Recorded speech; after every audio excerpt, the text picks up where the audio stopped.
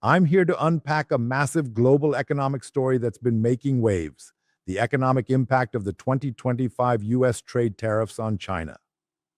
As an outsider watching this unfold, I'm struck by the sheer scale of this trade war and its ripple effects on millions of lives. In this 20-minute speech, I'll break down everything you need to know: which Chinese industries are getting hit the hardest, the job losses and worker protests that are erupting as a result, the regional variations across China, and how the country is grappling with this economic shock. Let's get into it, because there's a lot to unpack here. Let's start with the big picture. In 2025, the United States escalated its trade war with China to a whole new level by imposing unprecedented tariffs up to 145% on virtually all Chinese imports. Washington called this the Liberation Day package, framing it as a reciprocal move to counter China's trade practices. In practical terms, these tariffs effectively shut China out of its largest export market, the US, which has been a lifeline for China's economy for decades. China retaliated with its own steep duties on American goods, but the damage was already done. China's export-driven sectors are reeling from a sharp drop in demand, leading to factory shutdowns, massive job losses, and even labor unrest in some areas. This isn't just a policy spat. It's a seismic economic event with real human consequences, and I'm going to walk you through every angle of it. First, let's look at the hardest hit industries in China and the scale of job losses we're talking about. Export manufacturing is a cornerstone of China's economy, employing millions of workers, so the tariff squeeze has put a huge number of jobs at risk. Analysts estimate that between 16 and 20 million Chinese workers, roughly 2 to 3% of the country's entire labor force, could be affected by the collapse of US-bound orders. That's a staggering figure. Goldman Sachs economists have warned that these sky-high US tariffs and the sharp decline in exports to the US are creating substantial pressures on China's economy and its labor market. Another firm, Nomura, projects that the tariff shock could shave about 2.2% off China's GDP and directly endanger around 9 million manufacturing jobs in the near term. These numbers give you a sense of the scale we're dealing with. This is a major economic disruption. So, which industries are bearing the brunt of these job losses? According to Chinese government and bank analyses, certain sectors are particularly vulnerable because of their heavy reliance on exports to the US. At the top of the list is communication equipment and electronics manufacturing. This sector is likely to lose the most jobs because it accounts for a huge share of China's exports to the US. We're talking about everything from semiconductors and circuit boards to telecom gear and consumer electronics. The tariffs on these items, sometimes as high as 145% to 245% on key components, have forced many tech factories into a dire situation. Companies are reporting excess inventory and canceled orders, and their profit margins are being squeezed to the breaking point. Interestingly, the US did exempt finished consumer devices like smartphones and PCs, which account for about $101 billion of exports from the 145% tariff. But the components and equipment that go into those devices are still heavily tariffed, hitting China's vast electronics supply chain hard. Factories that produce these goods are cutting shifts, furloughing workers, or shutting down entirely. The second hardest hit sector is textiles, apparel, and footwear. This industry, which relies on low-margin exports, was already struggling before the tariffs, but now it's in serious trouble. Many clothing and footwear factories that supplied US retailers have either scaled back production or shut down completely as orders from the US dried up. Some smaller garment factories have even closed temporarily, with owners saying they're waiting for more clarity on the tariffs before deciding what to do next. The uncertainty is paralyzing. With US buyers shifting their sourcing to countries like Vietnam or Cambodia, Chinese textile towns are retrenching, and workers are facing the very real threat of permanent layoffs. This sector's decline is a big deal because it employs a huge number of people, often in labor-intensive roles. Next up are chemicals and plastics. Manufacturers in this sector are seeing a sharp drop in demand for their products due to the US tariffs. Plants that produce industrial chemicals, plastics, and other materials have had to cut production, and in some cases, they're sitting on unsold inventories because they can't easily find alternative markets. This has led to furloughs and layoffs as factories try to manage their costs. Then there are consumer goods industries like furniture, home appliances, and toys, which have also been badly hit. These sectors, often clustered in China's coastal provinces, thrived on US demand for years. But now, many are being forced to turn inward to the domestic market to survive. For example, in Dongguan, a well-known appliance manufacturer that exported pet electronics and small kitchen appliances for 18 years, halted all production in April 2025 after it finally fell under the 145% US tariff barrier. Dozens of similar factories in these industries have reduced shifts or closed, unable to absorb the tariff costs. Finally, heavy industries like automotive and machinery are feeling indirect effects. Automakers, especially electric vehicle companies, have seen US-bound shipments plunge. One estimate says some EV makers saw a 60% drop in US cargo. Firms are now trying to shift production to other markets, adopting what's called the China Plus One strategy, but that takes time. Industrial machinery companies are also facing reduced orders as manufacturers cut back on capital spending. While these sectors aren't as directly targeted by tariffs as consumer goods, the spillover effects, like lower demand for parts and reduced investment, are leading to hiring freezes and some layoffs in supporting industries. The overall manufacturing slump in China in 2025 reflects these sectoral troubles. In April, China's official Factory Purchasing Managers Index, or PMI, plunged into contraction, marking the worst reading in 16 months as export orders collapsed. A private survey showed new export orders at their lowest level outside of COVID disruptions since 2012. Job openings in manufacturing have dried up. One index of online job postings fell nearly 30% year on year in early 2025. Companies are hesitant to hire amid all this uncertainty, and many have cut worker hours or wages to cope with rising costs. Even with Beijing's late 2024 stimulus measures, businesses say they need a more certain outlook before they can start expanding payrolls again. The tariffs have clearly undercut China's export industries, and the job losses in electronics, apparel, and other trade-dependent sectors are piling up fast.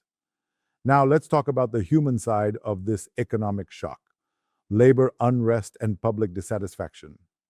These job losses and factory shutdowns aren't just numbers on a spreadsheet. They're affecting real people's livelihoods, and that's leading to visible unrest across China. While the Chinese government tightly controls mass protests, 2025 has seen a noticeable surge in labor actions linked to this economic distress. Workers are increasingly voicing their anger over unpaid wages, sudden layoffs, and factory closures, and that discontent is spilling into the streets. In late April 2025, Radio Free Asia reported that protests by workers demanding back pay had spread across China, a clear sign of growing discontent among the millions bearing the brunt of these factory closures caused by US tariffs and China's domestic slowdown. From central Hunan province to Sichuan in the southwest and up to Inner Mongolia in the north, hundreds of workers have taken to the streets over wage arrears and unfair dismissals at factories that were forced to shut due to the US tariffs. These protests often see employees rallying at company gates or local government offices, demanding the compensation or benefits they were promised. Let's look at some specific cases to get a sense of what's happening.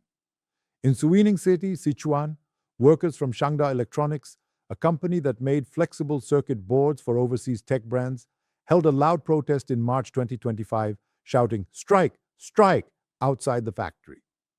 The company hadn't paid wages since the start of the year and had even stopped making social insurance contributions since mid-2023, all because US orders vanished under the tariff pressure.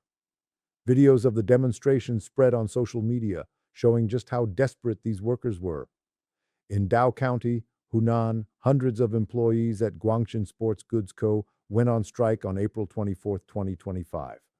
This factory, which made sports protective gear primarily for export, shut down abruptly without paying legally required severance, owed wages, or social security funds.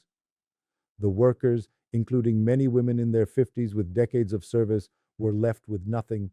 They rallied to demand their back pay and protest what they saw as the company's attempt to evade compensation by declaring them retired. These stories highlight the human toll of these closures. In Shanxi province in northwest China, a group of migrant construction workers in a Xi'an area project protested in April 2025 because they hadn't been paid since February. While construction isn't directly an export industry, this shows the broader economic stress. Workers linked their predicament to the ripple effects of the trade war as local economic activity slowed. And in Tongliao, Inner Mongolia, a shocking protest unfolded on April 25, 2025. Dozens of construction workers climbed atop an unfinished building and threatened to jump if their long overdue wages weren't paid. Videos of this tense standoff spread online, and observers noted that the double whammy of the trade tariffs and China's property downturn has left many laborers in dire straits. These incidents are part of a larger trend of rising labor unrest. A new report from Freedom House's China Dissent Monitor found that by late 2024, economic grievances, especially worker protests over pay and layoffs, accounted for about 75% of all documented protests in China. Workers made up 41% of all protest participants, both online and in person, in Q3 2024, far more than any other group, and this trend likely continued into 2025 as the tariffs hit harder. The jobs market's chronic weakness has become a focal point of public concern in China. On social media platforms like Weibo and WeChat, though heavily censored, people have shared stories of factory bosses absconding and workers left stranded without pay, leading to sympathetic comments about the tough life in manufacturing right now. This unrest is a big deal for China's government, which is very sensitive to employment-related protests. The ruling Communist Party has long based its legitimacy on delivering economic growth and jobs, an implicit social contract where the public tolerates one-party rule as long as living standards improve. This wave of wage protests and layoffs is therefore alarming to officials. Beijing publicly downplays the trade war's impact, insisting they can protect jobs and maintain stability. But behind the scenes, they've urged local authorities to resolve pay disputes quickly to prevent protests from spreading. So far, most of these worker actions have been localized and issue-specific, not a coordinated movement against the central government. But the substantial pressure on the labor market from the tariffs is testing China's ability to maintain social harmony. In March 2025, the Ministry of Human Resources and Social Security admitted that employment is under pressure from challenges at home and abroad, a rare acknowledgement of the strain. Beijing has set an ambitious goal of creating over 12 million urban jobs in 2025 to offset these shocks, which shows just how seriously they're taking this issue. Now, let's explore the regional variations. Where in China is feeling the most pain from these tariffs? The economic impact isn't evenly distributed across the country. Areas heavily dependent on exports, especially to the US, are getting hit far harder than those with more domestically focused economies. China's coastal manufacturing hubs are absorbing the worst of the tariff impact, while some inland provinces feel it more indirectly. Let's break this down geographically.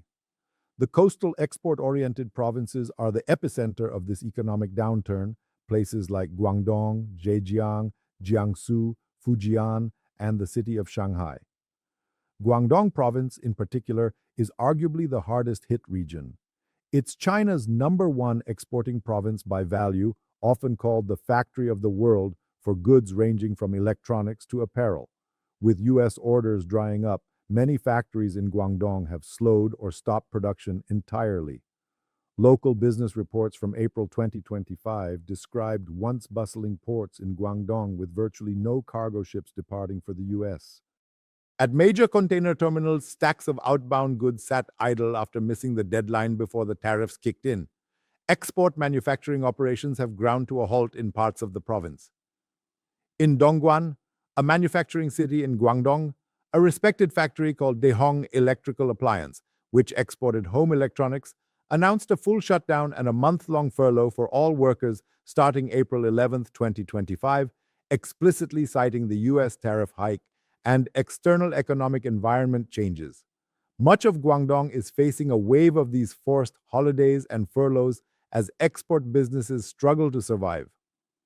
Zhejiang province in the Yangtze River Delta in eastern China is another export powerhouse that's been severely affected. Together with Guangdong, Zhejiang accounted for the largest share of China's exports in 2024, so the tariff shock to its economy is acute. In early 2025, factory floors in Zhejiang have come to a standstill in many export-dependent companies. Warehouses in trading hubs like Yiwu and Ningbo are reportedly piled high with goods originally bound for U.S. retailers now unsold. Key industries in Zhejiang, textiles, garments, furniture, and machinery, have seen drastic drops in new orders from abroad. This province, known for its entrepreneurial export firms, is scrambling to find alternate markets like Europe or Southeast Asia to compensate, but in the short term, many businesses are downsizing. Jiangsu province, another coastal manufacturing base, is also feeling the crunch. Cities like Sichuan, Wuxi, and Kunshan host electronics and auto parts plants integrated into U.S.-focused supply chains. Manufacturers in these cities have seen layoffs and furloughs as the tariff wall hits. For example, the BYD electronics parts factory in Wuxi faced mass strikes as it dealt with cost-cutting, partly because overseas orders became uncertain. Jiangsu hasn't been highlighted in the media as much as Guangdong or Zhejiang, but it's facing similar job pressures in its export industries. Shanghai Municipality, home to one of the world's busiest ports, has witnessed a sharp slowdown in export logistics. By April 2025, virtually no ships were leaving Shanghai's ports for the U.S. as the new tariffs took effect. Containers destined for America piled up at Shanghai's docks, showing how trade has stalled. Shanghai's economy is more diversified with finance and services, so the overall impact is cushioned compared to factory provinces, but the export-reliant enterprises in its orbit and in neighboring Jiangsu and Zhejiang have been severely disrupted, leading to job losses among port workers, truckers, and shipping handlers. Fujian province, known for footwear, apparel, and machinery exports, and Shandong province, with its large industrial base, have also experienced downturns in export orders. Firms in cities like Guangzhou and Fujian, famous for shoes and garments, and Qingdao in Shandong, known for appliances and electronics, have reported shrinking U.S. demand. Many have cut overtime and put workers on leave in early 2025. These coastal regions, which have long powered China's export engine, are now on the front lines of this economic battle. In contrast, regions of China that are less export-driven or more focused on domestic and commodity industries have been less directly affected by the U.S. tariffs, though they're not immune to broader economic challenges. Inland provinces like Hunan, Heilongjiang, and Gansu, which are oriented around mining, agriculture, or serving China's internal market, haven't seen a huge spike in unemployment, specifically due to the tariffs. Their economies are more insulated from international trade fluctuations. But no region is entirely untouched. Many interior provinces supply components or raw materials to coastal exporters, so the ripple effects do reach them. Some inland areas with export-focused manufacturing have seen troubles too. For example, Chengdu in Sichuan has big tech manufacturing parks, some producing for U.S. tech companies, and there we saw BYD's worker protests and reports of reduced work hours. Hunan had the sports gear factory closure I mentioned earlier, showing that even a central province can feel the tariff sting if a major employer depended on exports.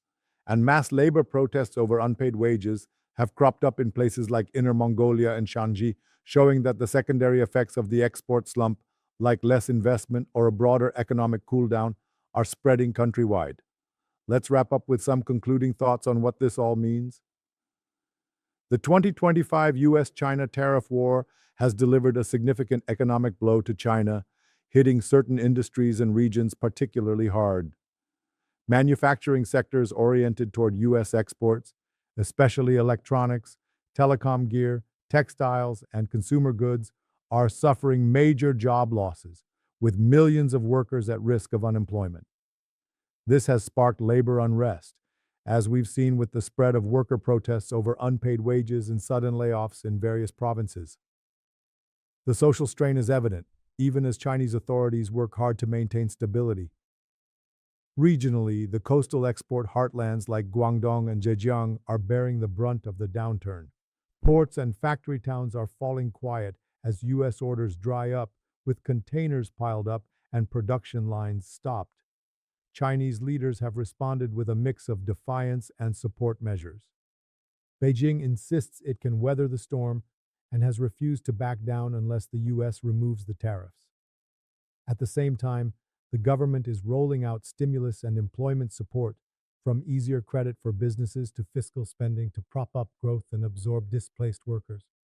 China's official target of around 5% GDP growth for 2025 is now at risk, with some forecasters cutting the growth outlook to as low as 3.5 to 4% given the trade shock. Policymakers are encouraging affected manufacturers to pivot to the domestic market or explore new export destinations like Southeast Asia to replace lost US sales. But in the meantime, the human impact is stark. Empty workstations, reduced shifts, and anxious migrant workers in factory dormitories are worried about their livelihoods.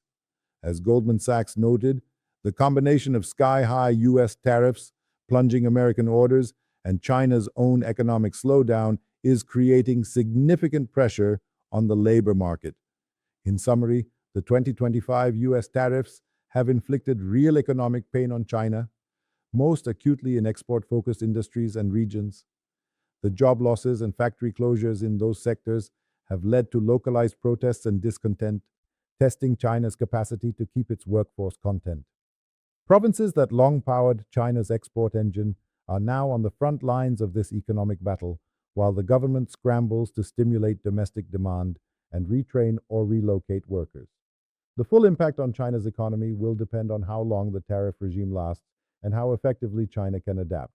But as of mid-2025, the strain is evident in both the statistics and on the streets.